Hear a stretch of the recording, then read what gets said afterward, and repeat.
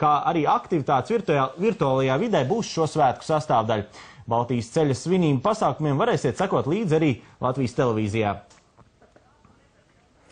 Vērienīgais skolotāju protesta gājiens vakar pieskandināja Latvijas galvaspilsētas ielas. Tas uzskatām demonstrē, ka pedagoģu pacietības mērs ir gandrīz pilns un viņi prasa valdībai beidzot nodrošināt darbam atbilstošu atalgojumu. Rudenī arī tiek solīts jauns pedagoģu darba samaksas aprēķināšanas modelis.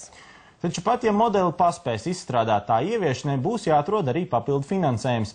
Cik viegli to iespējams izdarīt laikā, kad ārpolitiskās situācijas dēļ netiek izslēgts, ka Latvijai atkal var nākties savilkt taupības jostas, un prioritāte ir mūsu aizsardzība? Jautāsim premjerministrei Aindotai Straujumai. Labrīt! Labrīt! Straujumas kundze, ko esat secinājis pēc vakardienas protesta akcijas? Vakar skatoties uz skolotāju sejās, bija dažādas izjūtas. Tur es redzēju nogurumu. Te pašā laikā es redzēju, arī bija grupas cilvēku, kā Kraucovs no Liepājas puses, ko mēs zinām, citās aktivitātēs piedalāmies. Tā kā tur bija ļoti tāds dažāds sastāvs, kas vakar bija, bet, ja runājam par skolotāju algām, skaidrs, ka skolotājiem vidēja alga, lai ir pieaugusi, un tagad ir 700 eiro, bet dažādām skolotāju grupām ir dažādas algas, un tās vienas no zemākajām Eiropā. Mums gan pašai arī negāja viegli pasākumā, bija skaļi skolotājas vilpieni. Jā, skolotāji uzvedās skaļi. Kā jūs jutāties tajā brīdī? Es gaidīju, kad pāries, un beigās mēs vienojamies, ka strādāsim kopā.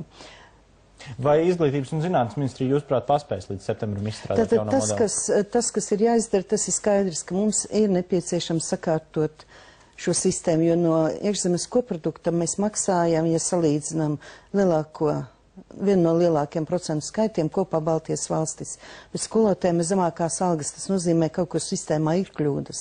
Un tas, ko es redzu, tie ir trīs tādi punkti, kas mums jādara. Jāsakārto sistēma, līdz ar to paceļot skolotāju algu un arī kvalitāti darba, un arī jādomā par skolotāju sociālām garantijām, ja būs nepieciešams pensionēties pirms laika vai kā, lai visa šī sistēma būtu kopā. Un tad tas, ko man solīja Izglītības ministre, ka līdz 31. maijam būs pirmais variants. Protams, būs lielas diskusijas ar arotbiedrībām, bet arotbiedrības man atbalstīja, ka es tikos iepriekš pirms šī streika atbalstīja, ka viņi piekrīt, ka ir nepieciešama sistēmas maiņa, gan apmaksas, gan izglītības sistēmas maiņa. Bet vai būs nauda Latvijas maciņā šai jaunajai sistēmai? Šim gadam, kas ir nepieciešams, tas ir viss piešķirts, tur nav problēma. Skolotāju prasības ir par nākošiem gadiem. Un nākošam gadam, protams, mums ir jau, kā jau es esmu teikusi, pensijas. Pensijas ir jau piešķirtas indeksācija. Mums ir jādomā par aizsardzību, kas ir neapšaubāmi prioritāte šajā gadījumā, kas notiek mums austrumos.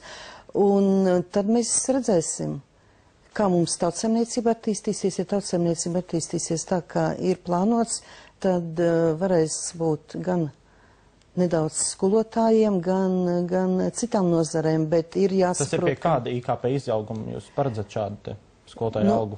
Ir vajadzīgs 4 un vairāk, jo ja Krievijas situācijas dēļ samazināsies mūsu iekšzemes koprodukts, tad diez vai mēs varēsim lielas algu pieaugums plānot.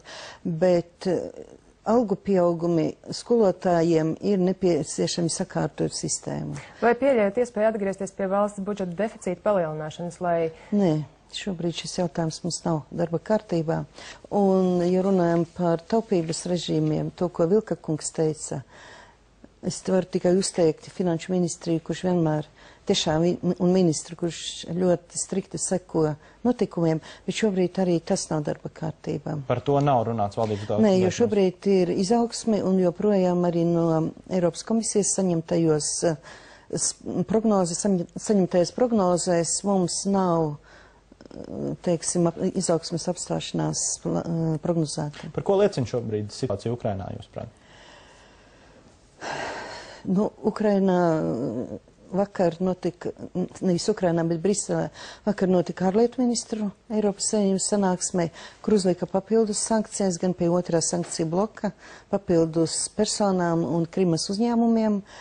Nu, šobrīd ļoti svarīgi, ka Ukrainas pašas valdība tiks galā ar situāciju iekšzemē. Pagaidām sankcijas ir pret konkrētām personām, joprojām un uzņēmumiem arī. Vai tika ņemtas vērā Latvijas intereses šajā jautājumā, lemjot par jaunām sankcijām? Par konkrētām, mums nebija pretensija pret konkrētiem uzvārdiem. Un arī pret uzņēmumiem? Nē, šajā grupā nav, bet ekonomisko sankciju grupā mums tur ir savi iebildumi, bet tas šobrīd netiek izskatīts, jo tiks vērots, kas notiks 25. maijā, kad paredzēts prezidenta vēlēšanas. Katrā ziņā pret konkrētiem Krievijas ekonomikas sektoriem tātad sankcijas vēl nav ieviestas. Diplomātiskajās aprindās izskanējis, ka vismaz 10 Eiropas Savienības dalību valsts iebilst par tām, jo baidās, ka tas ietekmēs šo te valstu ekonomiku, to starp Latviju ir šo te apdraudētu valsts sarakstā, vai mūsu valsts ir starp tām valstīm, kas iebilst pret trešā līmeņa sankcijām?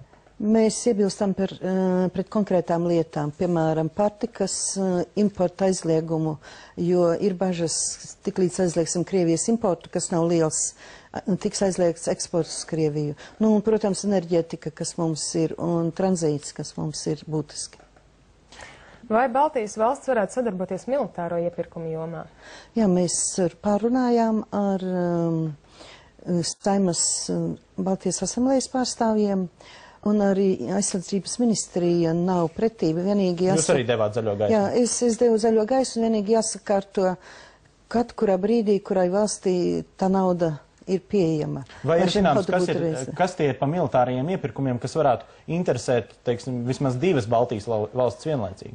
Nu, šobrīd tur ir nosauktas dažas grupas, es diemžēl nevaru jums to atkārtot, bet tur ir nosaukt dažas grupas, bet problēmas rodas, ka vienai valstī ir nauda un otrai valstī tajā brīdī nav nauda. Kuram šobrīd nav naudas? Nu, mums ir šobrīd, mums šobrīd ir.